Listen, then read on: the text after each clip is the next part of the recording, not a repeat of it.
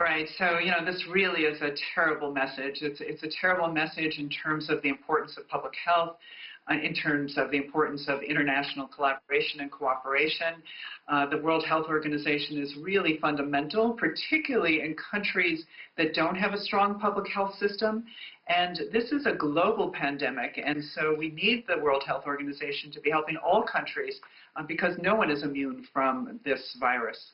Marianne, the United States, as we were talking about to our reporters, is the biggest donor, or had been up until now, to the WHO. How much of a blow is this for the organization at a time it needs funding the most?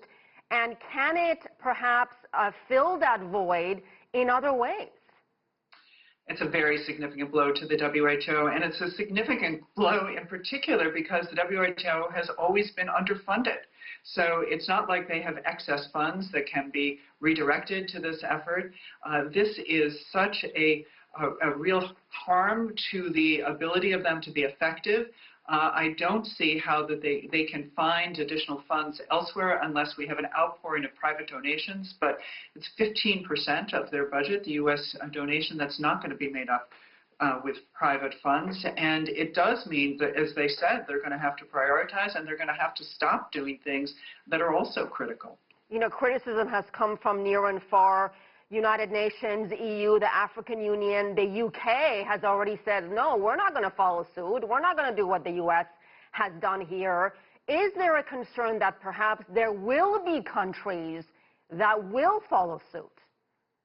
Well, I have not seen other countries adopting the same approach that this administration in Washington has adopted. And in your own reporting, as you noted, even the Centers for Disease Control in the U.S. wants to continue to work with the World Health Organization. So I don't think this will be a widespread trend. I certainly hope not. Could there be some small countries that see this as an opportunity to stop those contributions? Perhaps. But nothing on the scale that I think we'll see from the United States. And Marianne, President Trump has said he's halting the funding for now, pending a review. Who will be conducting this review? How impartial is it going to be? How long is it going to take, considering the time is of the essence right now? Right. So, of course, we don't know who's going to do the review.